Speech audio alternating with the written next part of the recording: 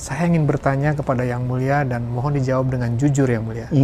Sebetulnya dalam jiwa Yang Mulia ini, jiwa hakim atau jiwa birokrat?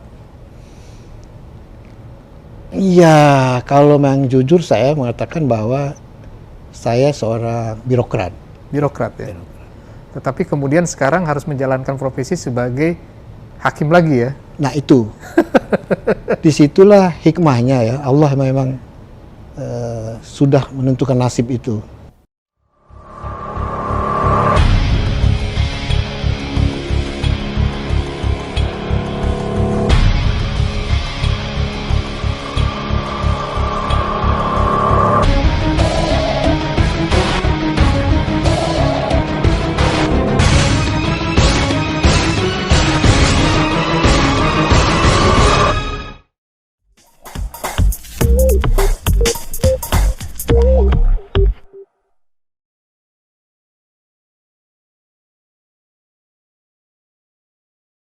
Assalamualaikum warahmatullahi wabarakatuh. Bersama saya Dewi Witanto dalam channel Mari Berbincang. Obrolan seputar hukum dan peradilan yang dikemas secara tajam, rileks, dan edukatif. Pada episode kali ini kita akan berbincang-bincang dengan seorang narasumber yang sangat inspiratif. Beliau semasa kecil dikenal sebagai anak yang sangat cerdas. Namun ketika memasuki masa remaja, beliau sempat mengalami keterpurukan. Bahkan beberapa nilai dalam rapotnya sempat merah. Namun kemudian beliau mampu bangkit dari keterpurukan dan mencapai puncak tertinggi karirnya sebagai Hakim Agung pada Mahkamah Agung Republik Indonesia. Siapakah beliau? Yang Mulia Bapak Dr. Sofyan Sitompul, SH.MH.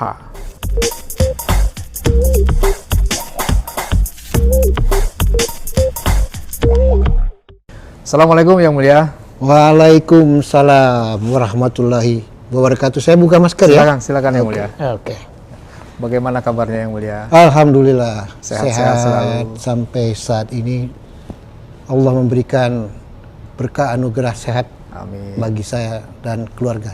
Baik, kami Mari Berbincang sangat berterima kasih sekali kepada Yang Mulia karena di sela-sela kesibukan Yang Mulia masih berkesempatan untuk hadir di acara ini. Baik.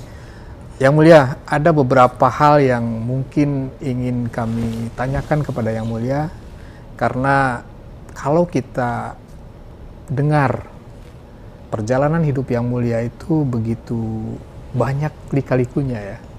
Tadi sempat saya sampaikan di prolog bahwa ya sesuai dengan apa yang disampaikan Yang Mulia sebelumnya, bahwa pada saat Yang Mulia kecil, sewaktu masih mungkin di sekolah dasar barangkali ya, Yang Mulia adalah anak yang dikenal cerdas, sering ranking, juara di kelas dan sebagainya. Tetapi kemudian pada saat Yang Mulia memasuki masa remaja, kemudian justru malah anjlok. Bahkan kalau tidak salah ya, mohon dikoreksi jika memang ini keliru. Nilai rapot Yang Mulia itu justru banyak merahnya. Apakah betul seperti itu Yang Mulia? Ya, ini memang suatu kisah yang harus memang saya harus jelaskan dengan baik ya. Terima kasih ya. Jadi begini Mas Fit, kalau masa kecil saya itu memang tidak banyak gangguan. Saya dibesarkan dan diasuh oleh keluarga atau ayah dan ibu yang memang dekat sama anak-anak. Jadi bahkan untuk belajar mengaji, ibu saya yang mengajarkan. Itu dari sejak kecil ya? Ya, sejak kecil. Tetapi pada saat yang besar, kemudian terjadi dinamika perubahan-perubahan yang mungkin ada efeknya seperti tadi ya. Jadi selain saya memang salah seorang murid kalau memang tidak terlampau sering menjadi juara satu, tetapi berapa kali lah. Tetapi yang penting seingat saya tidak sampai lebih dari ranking ketiga lah. 3 besar gitu maksudnya. 3 besar. Ya? Baik. Pertanyaannya Yang Mulia, seperti tadi saya sampaikan, kenapa kok justru pada saat menjelang remaja, SMP dan SMA, justru malah di situ Yang Mulia pendidikannya justru malah anjlok. Sebelum dijawab, kita ngopi dulu yang Oke. Good. Terima ngopi kasih. dulu. Ya, terima kasih.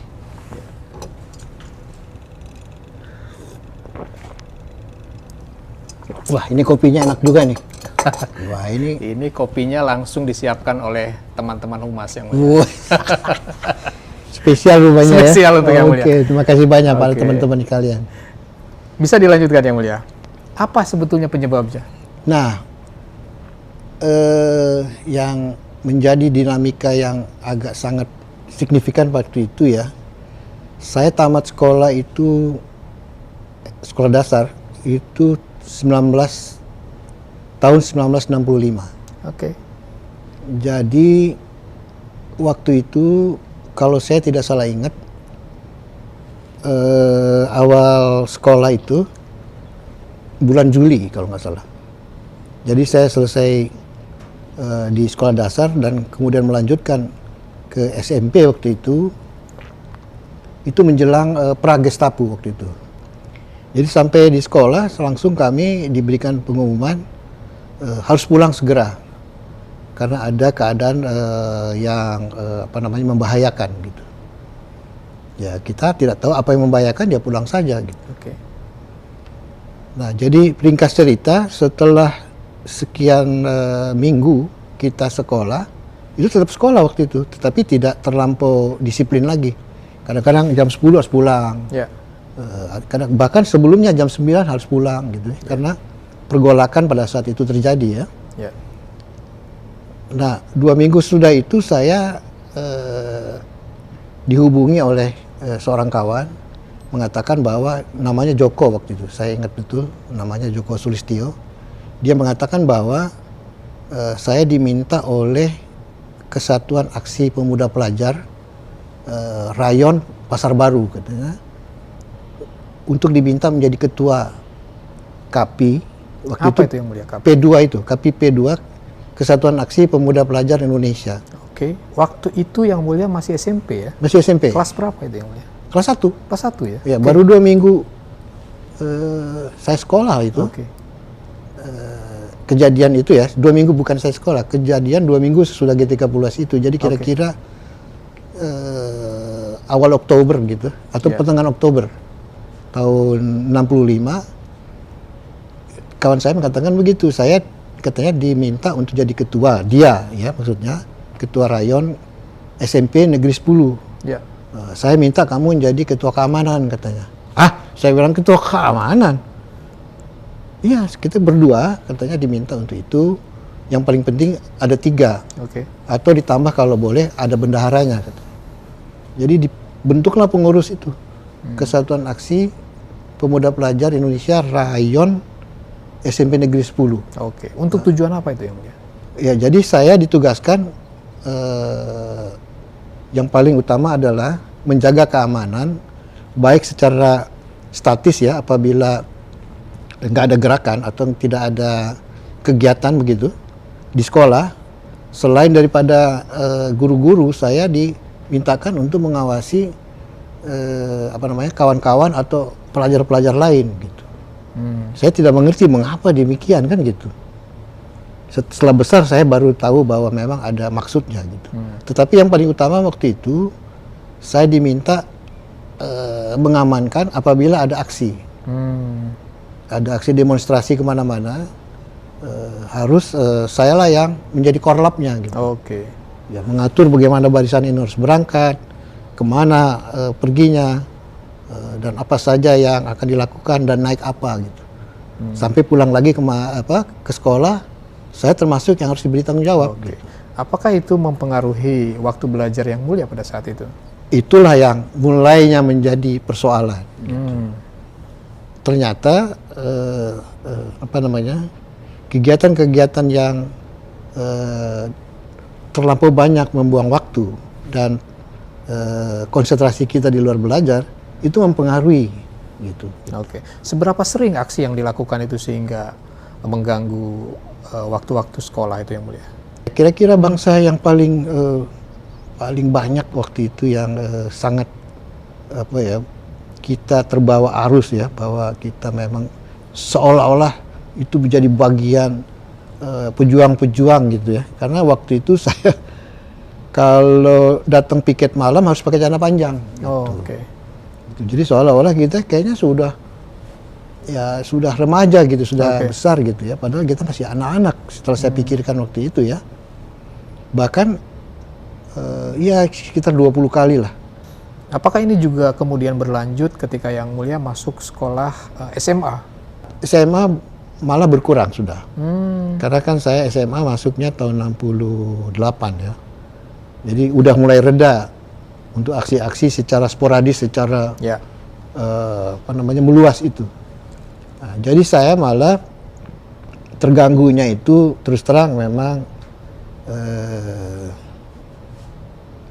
kita bukan menyalahkan pergaulan, tetapi memang saya tidak bisa menjaga keseimbangan gitu. Jadi tidak bisa mengatur waktu, memanage waktu, karena saya diminta waktu itu juga menjadi pengurus sekarang OSIS ya, dulu namanya Ikatan Pelajar.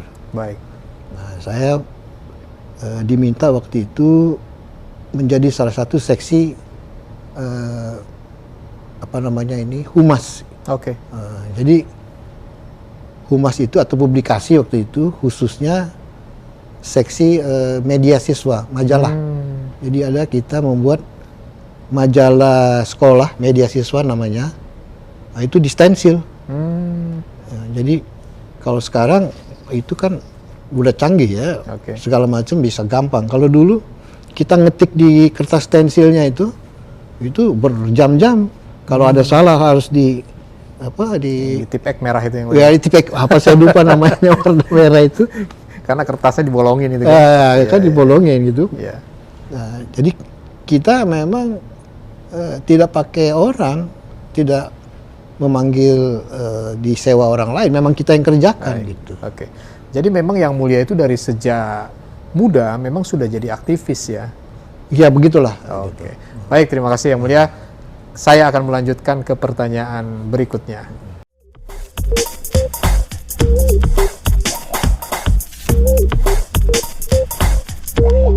Setelah Yang Mulia menamatkan SMA, kemudian kan Yang Mulia masuk Fakultas Hukum di Universitas Indonesia ya. Walaupun saya pernah dengar bahwa salah seorang guru waktu itu di SMA juga menyangsikan Yang Mulia akan mampu menjadi mahasiswa atau akan lulus di universitas ternama. Tetapi ternyata Yang Mulia berhasil lulus di Fakultas Hukum Universitas Indonesia.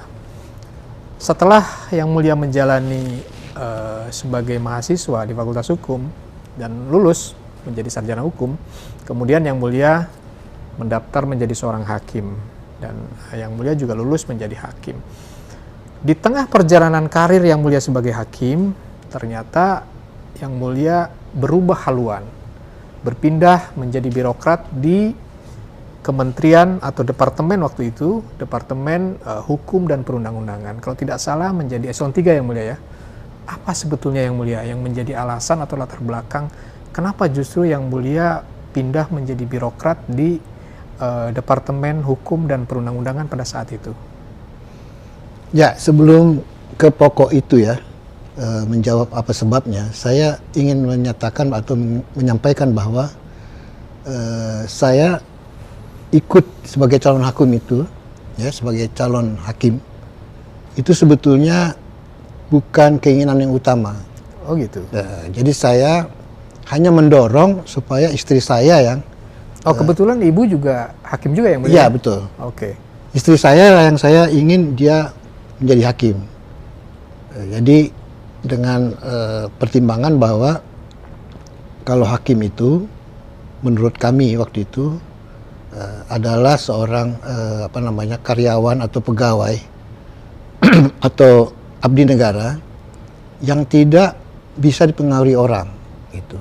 Tidak bisa dipaksa-paksa dan sebagainya seperti seorang birokrat, seorang pegawai negeri biasa. Jadi saya mengatakan bahwa kalau istri saya seorang pegawai negeri sipil waktu itu ya, atau abdi negara yang hakim, dia bisa aman di rumah gitu. Biarlah saya yang bergerak di luar yang bukan abdi negara waktu itu. Nah, jadi waktu berdebat antara saya dengan istri saya, malah istri saya sebaliknya berpikiran berbeda, bertolak belakang.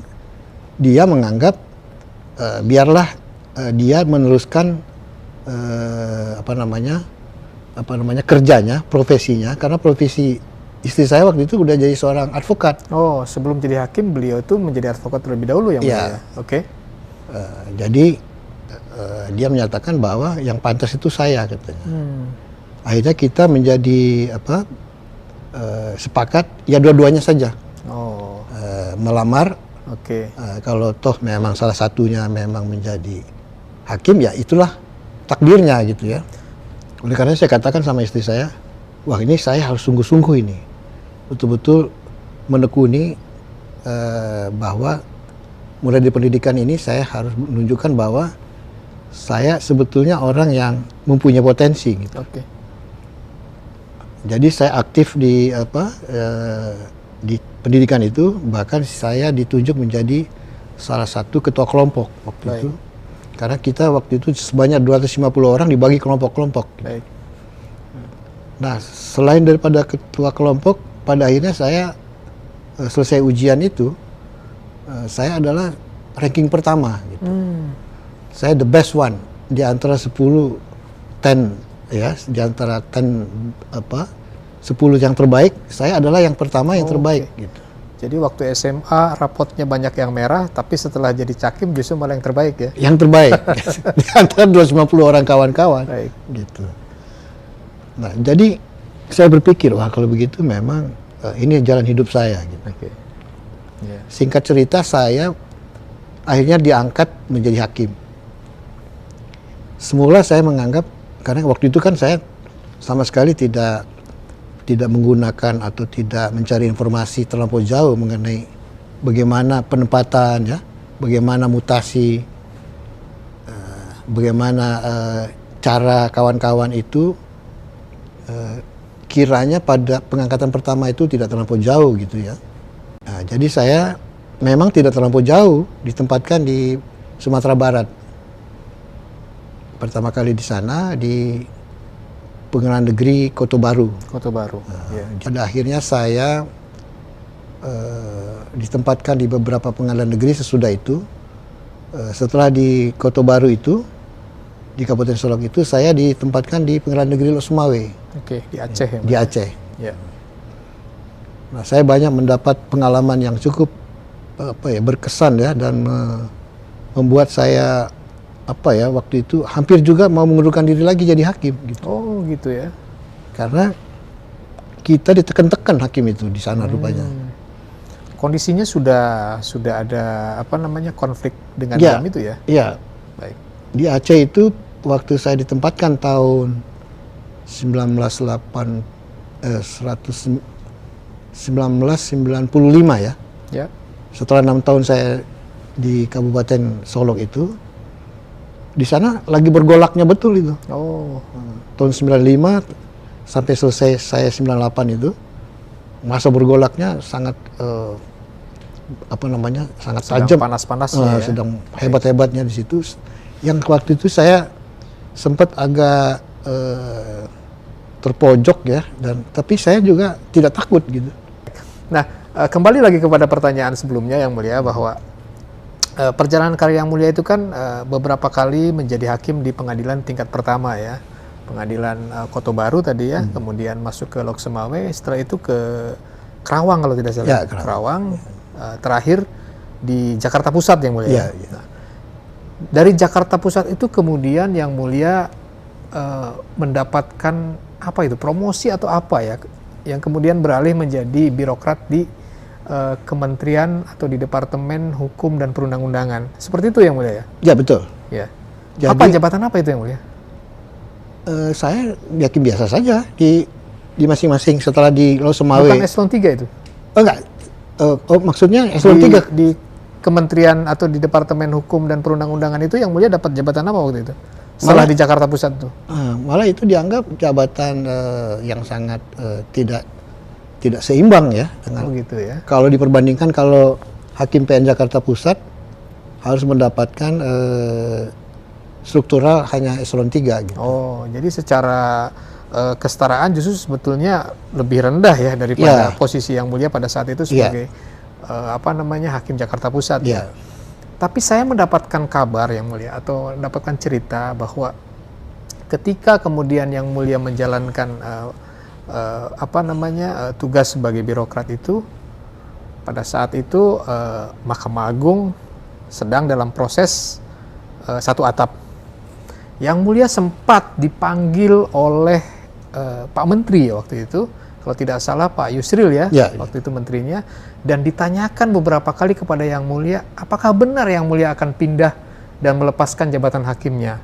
Sampai waktu itu kalau tidak salah, Ibu pun sempat dipanggil untuk diklarifikasi apakah benar Yang Mulia ini akan pindah menjadi birokrat dan meninggalkan jabatan hakimnya. Apa seperti itu Yang Mulia? Ya, betul. Jadi kenikmatan atau kenyamanan saya bekerja di departemen waktu itu yang menjadi prioritas gitu. Kalau dulu saya sebelum sidang di Jakarta Pusat terutama, itu membaca berkasnya itu udah ampun-ampunan lah. Sudah betul-betul. Dari dulu memang perkaranya sudah banyak ya di sana. Iya, dan sangat rumit ya, complicated. Walaupun dalam ukuran perkara besar saya barangkali tidak termasuk hakim yang ditunjuk untuk itu. Tapi untuk perkara dalam kondisi yang saya pegang saja, itu sudah sangat rumit dan harus hati-hati melaksanakan tugasnya ya. Ketimbang saya sebagai seorang kepala subdirektorat waktu itu ya. Kerjasama kelembagaan internasional dan kelembagaan gitu. Kalau nggak salah begitu nomenklaturnya, tapi saya agak lupa ya. Tetapi memang ada 2 tugas waktu itu, kerjasama kelembagaan dan hubungan internasional gitu. Itu membuat saya agak lebih bisa menjaga ketentraman bekerja ya, karena saya kan hanya mempersiapkan konsep-konsep bagaimana antar kelembagaan yang ujungnya adalah lembaga-lembaga itu diharapkan dengan berbagai tugas-tugas kelembagaannya bisa apabila nanti dibentuk kelompok kerja untuk membuat sesuatu norma perundang-undangan, itu bisa mengatur atau bisa menyumbangkan, memberikan kontribusi bagaimana antar instansi ini untuk sesuatu lahirnya undang-undang gitu. Bukan karena alasan penghasilan Yang Mulia. Tunjangan pada saat itu kan hakim masih belum seberapa besar. Kepindahan itu bukan karena alasan itu Yang Mulia? Bukan, malah saya terjun bebas itu. Oh ya? Iya. Setelah itu ya, setelah saya meninggalkan hakim itu, malah saya jadi setengah itu. Oh, tunjangannya lebih kecil malah? Iya, lebih sedikit gitu. Makanya saya dipanggil oleh menteri waktu itu untuk menentukan pilihan, apa tetap di departemen atau kembali ke Mahkamah Agung. Gitu, karena sudah harus tidak boleh dirangkap gitu. Nah, jadi kalau dilihat dari segi penghasilan memang kalau itu dinyatakan bahwa saya memang mengundurkan diri dari jabatan hakim, itu setengah pendapatan saya itu harus lebih sedikit. Baik. Nah, tetapi waktu itu pilihannya adalah saya kan sering ditunjuk menjadi kelompok-kelompok kerja gitu. Jadi sehingga ada uang-uang saku lah. Baik. Yang bisa menutupi kekurangan itu. Baik. Jadi meskipun telah dipanggil oleh menteri, Yang Mulia tetap memutuskan berpindah ke birokrat di Departemen Hukum dan Perundang-undangan. Setelah istri saya di depan menteri itu 2 kali menyatakan tidak keberatan kalau memang saya meninggalkan atau mengundurkan diri, mengundurkan diri sebagai hakim. Oke, Yang Mulia, saya akan lanjutkan ke pertanyaan berikutnya.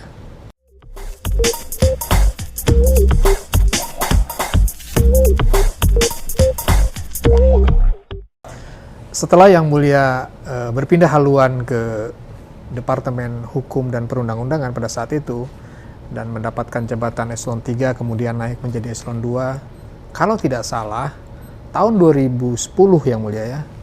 Kemudian ada pembukaan calon hakim agung. Dan pada saat itu yang mulia ditugaskan atau diperintahkan oleh menteri untuk mendaftar menjadi hakim agung dari jalur non karir. Ya. Apakah pada saat itu yang mulia sendiri sudah memprediksi ataupun sudah ada niat sebelumnya bahwa suatu saat saya akan kembali lagi ke Mahkamah Agung dengan menggunakan toga kuning? Pernah nggak ada terpikirkan sebelumnya seperti itu yang mulia? Terus terang ya, saya sesudah menjalani beberapa mutasi di eselon 2 di departemen, ada 4 kali lah. Oh, eselon 2 4 kali ya? 4 kali saya tinggal ke lembaga pemasyarakatan sama imigrasi aja yang siap. Yang belum, karena memang saya tidak punya background untuk itu kan. Baik. Jadi di beberapa Direktorat Jenderal saya ditunjuk menjadi beberapa kali jadi direktur dan 1 kali menjadi sekretaris Ditjen Baik. di perundang-undangan. Saya sudah merasa bahwa umur saya waktu itu sudah 58 tahun. Jadi menurut perkiraan atau aturan waktu itu umur 60 eselon 2 sudah harus pensiun. Pensiun ya. Baik. Jadi saya sudah tidak punya harapan lagi untuk berpikir kemana-mana. Saya selesaikan aja apa yang saya pada saat itu ya. Jadi terakhir waktu itu saya inspektur kepegawaian. Baik. Jadi mendapat perintah itu sama sekali tidak ada bayangan sama sekali gitu. Ya malah saya jadi terkejut ya karena waktu tinggal ya kurang lebih 2 minggu lah pendaftaran itu. Sedangkan saya harus persiapkan banyak hal ya untuk secara administratif untuk memenuhi itu gitu. Ya. Jadi di antara percaya nggak percaya karena memang juga tidak pernah dipanggil dan saya tidak pernah datang ke Pak Menteri waktu itu, Pak Patrialis Akbar ya. Siap. Waktu itu menterinya. Baik. Nah, jadi saya ya nothing tulus saja. Saya ikuti apa yang kalau memang sudah bisa dilaksanakan, saya saya kerjakan. Tapi kalau memang tidak, ya saya akan laporkan bahwa waktunya amat singkat gitu. Karena saya waktu itu baru saja selesai di pendidikan doktor ya di Universitas Pajajaran waktu itu. S3 waktu itu ya. S3 belum ada ijazah resminya. Baru surat keterangan saja kalau memang toh itu diberikan pada saat itu.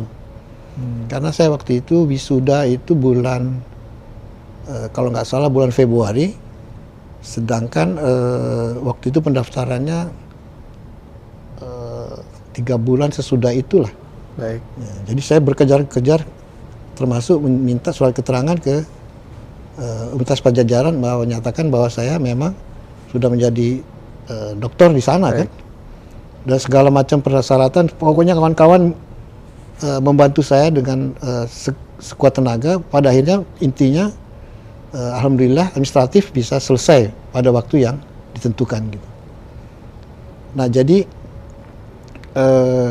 untuk selanjutnya dengan sistem ya, dengan mekanisme persyaratannya ya alhamdulillah semua persyaratannya itu bisa terpenuhi ya. Saya selesaikan, terutama waktu itu kesehatan gitu.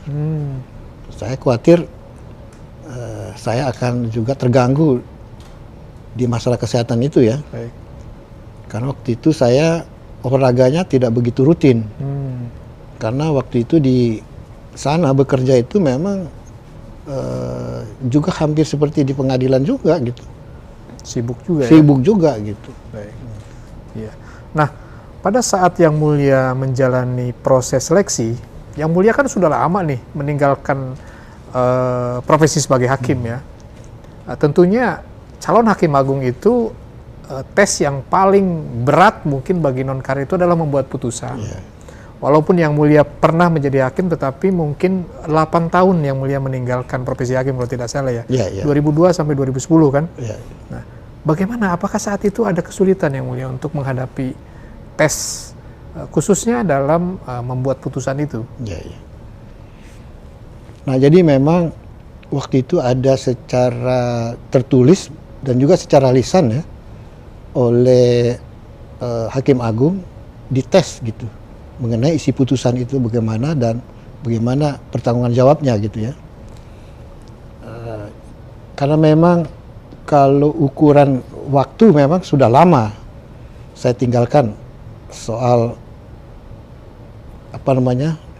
dunia teknis peradilannya ya. Tetapi ternyata karena memang saya seorang yang penurut lah. Sejak Cakim kalau disuruh buat konsep, saya pasti kerjakan. Begitu juga saya waktu menjadi hakim ya. Baik saya sebagai ketua majelis maupun sebagai anggota, kalau kebetulan tugasnya membuat konsep, saya penuhi itu gitu. Dengan demikian maka kerangka berpikir bagaimana membuat putusan dan menyampaikan substansi inti daripada putusan itu, saya tidak kehilangan grip gitu ya, kehilangan panduan mengenai itu gitu. Baik. Yang Mulia menjadi satu-satunya calon yang lulus dari jalur non karir yang Mulia ya, bersama dengan waktu itu Bu siapa yang Mulia? Ibu Sri Wahyuni. Sri Wahyuni ya. Iya, Jadi dua orang saja yang lulus, satu orang dari hakim karir dan satu orang dari hakim non karir, yaitu Yang Mulia ya. Iya. Baik. Saya ingin bertanya kepada Yang Mulia dan mohon dijawab dengan jujur Yang Mulia. Sebetulnya dalam jiwa Yang Mulia ini jiwa hakim atau jiwa birokrat? Iya, kalau memang jujur saya mengatakan bahwa saya seorang birokrat. Birokrat ya. Tetapi kemudian sekarang harus menjalankan profesi sebagai hakim lagi ya. Nah itu, disitulah hikmahnya ya. Allah memang sudah menentukan nasib itu. Jadi mengapa saya mengatakan saya birokrat itu? Karena birokrat itu kan membuat sistem itu memang sudah baku gitu. Jadi apa yang diatur itulah yang harus dilaksanakan gitu. Jadi rupanya itu membawa hikmah saya sebagai seorang hakim agung kemudian yang begitu banyak tugasnya harus mengatur sedemikian rupa sistem gitu. Sehingga hikmahnya bahwa justru jiwa hakim itu muncul kembali ya setelah semua diatur dengan tertib dengan sistem gitu. Jadi tetap ada relevansinya ya. Jadi birokratnya bukan birokrat dalam pengertian yang seorang pegawai yang harus patuh 100% kepada atasannya tanpa reserve ya, tanpa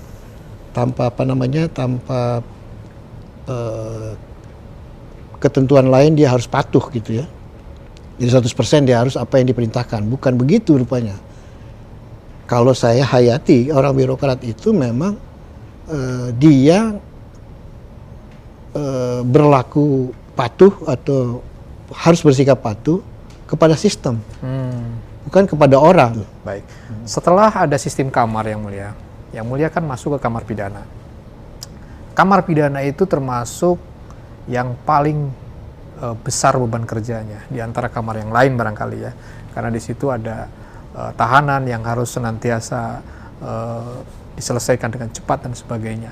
Bahkan kalau kita lihat saat ini banyak di antara para Yang Mulia Hakim Agung di kamar pidana itu yang sampai sakit karena memang beban kerja yang begitu besar.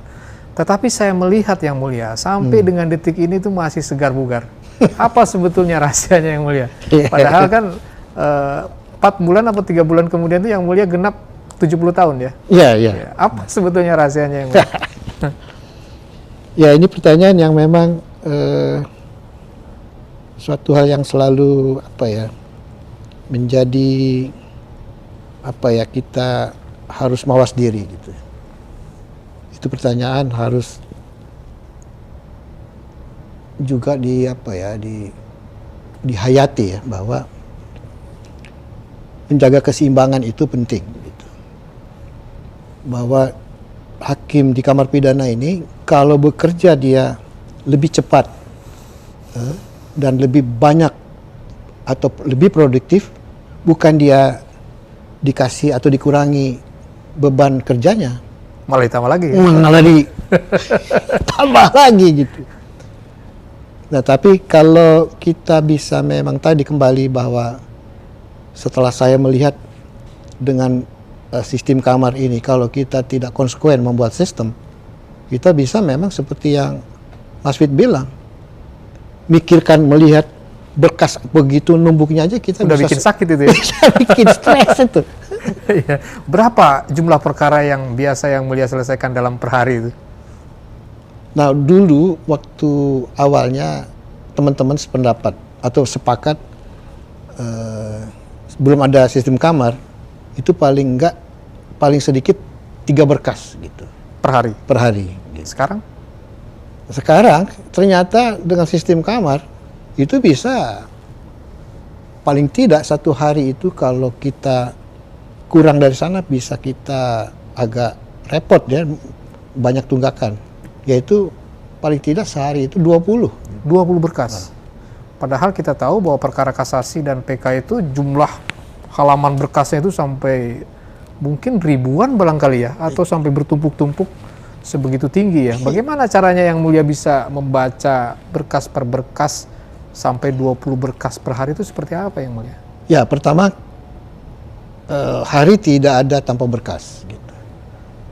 Jadi Sabtu atau Senin sampai Minggu lagi itu kita harus tetap baca berkas. Baca berkas ya.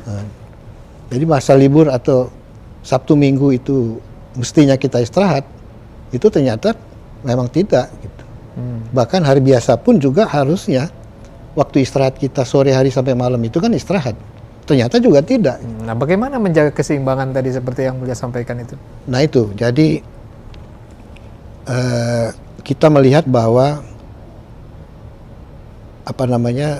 teknik membaca dan teknik membuat pendapat itu harus memang melihat bagaimana posisi kita sebagai hakim yang di tingkat yudek yuris ya, yang melihat bahwa kita tidak lagi melihat fakta terlampau dalam. Gitu. Baik. Jadi istilah kalau ada masalah di tingkat bawah itu adalah judek fakti, itu adalah dia hakim memeriksa fakta. Nah, kalau kita bagaimana kesalahan penerapan hukum itu bisa ya kan dilihat apa memang ada kesalahan atau tidak. Gitu. Jadi cara membacanya adalah begitu. Kalau kita sudah melihat ini hanya persoalan fakta dan meringankan soal berat ringannya hukuman, kita tidak terlampau jauh lagi mengorek atau membedah kasus itu. Baik. 5 bulan ke depan, Yang Mulia akan memasuki masa purna bakti. Ya. Adakah kekhawatiran Yang Mulia dalam menjalani proses transisi nanti dari Hakim Agung kemudian pensiun menjadi masyarakat biasa? Alhamdulillah kalau saya tidak ada rasa khawatir, tidak ada rasa was-was, apalagi merasa bahwa kita punya jabatan itu tidak ada lagi melekat di kita. Akhirnya kita menjadi orang yang tidak dilihat orang atau tidak dianggap seorang pejabat lagi. Itu tidak ada. Gitu. Karena itu adalah puncak karir tertinggi bagi seorang hakim Yang Mulia. Bahkan kalau kita prosentasikan dari hakim atau jumlah hakim yang sekarang ada 8 ribuan, sedangkan Hakim Agung hanya mungkin 40 kali Yang Mulia ya, 40 atau 50 lah. Yeah. Itu tidak lebih dari 0, sekian persen ya kan, dan Yang Mulia sampai di posisi itu. Dan itu merupakan sebuah anugerah besar ya bagi Yang Mulia ya. Yeah. Nah, adakah persiapan apa yang nanti akan Yang Mulia kerjakan setelah Yang Mulia memasuki masa pensiun nanti? Ya, kalau saya tidak banyak terlampau berharap minta ini, minta itu, atau rencana besar, rencana itu ya. Hanya saya berharap saya diberi kesehatan dan saya bisa berkumpul dengan keluarga, dengan istri, anak, mantu, dan cucu secara sehat ya. untuk sehari-harinya bisa memberi bimbingan, asuhan kepada keluarga, saya sudah merasa itulah tugas saya di masa tua gitu. Tetapi kalau masih ada sisa waktu dan dibutuhkan oleh masyarakat, mungkin pengalaman saya yang cukup banyak di bidang profesi hukum ini ya, khususnya sebagai hakim agung, ya barangkali kemungkinan besarnya ya diminta menjadi pengajar lah gitu. Di bidang bagaimana memberikan pengalaman-pengalaman praktek sejak hakim di tingkat pertama sampai di hakim agung, barangkali itu. Mungkin juga barangkali kalau ada teman-teman meminta legal opinion atau pendapat-pendapat hukum di dalam satu kasus tanpa mengikat, ya barangkali saya siap saja untuk itu. Baik, terima kasih Yang Mulia atas kesediaan Yang Mulia menceritakan perjalanan hidup yang sangat inspiratif ini. Semoga Yang Mulia tetap sehat dan sukses selalu. Amin. Sebelum mengakhiri, kita minum kopi lagi Yang Mulia. Silakan. Oke. Ini nikmat banget ini, udah bercerita.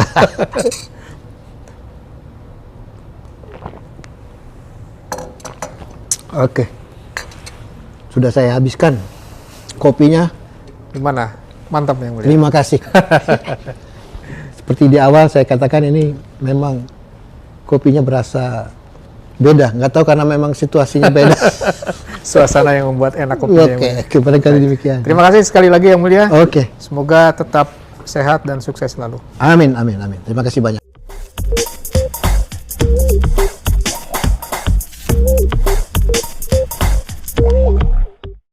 Sebelum menutup episode ini, saya ingin memberikan sebuah pesan buat Sobat Mahkamah Agung dimanapun Anda berada. Orang yang sukses bukanlah orang yang sama sekali tidak pernah mengalami kegagalan, melainkan orang yang selalu mampu bangkit dari kegagalan. Semoga ini menginspirasi kita semua. Sampai jumpa di episode berikutnya. Assalamualaikum warahmatullahi wabarakatuh.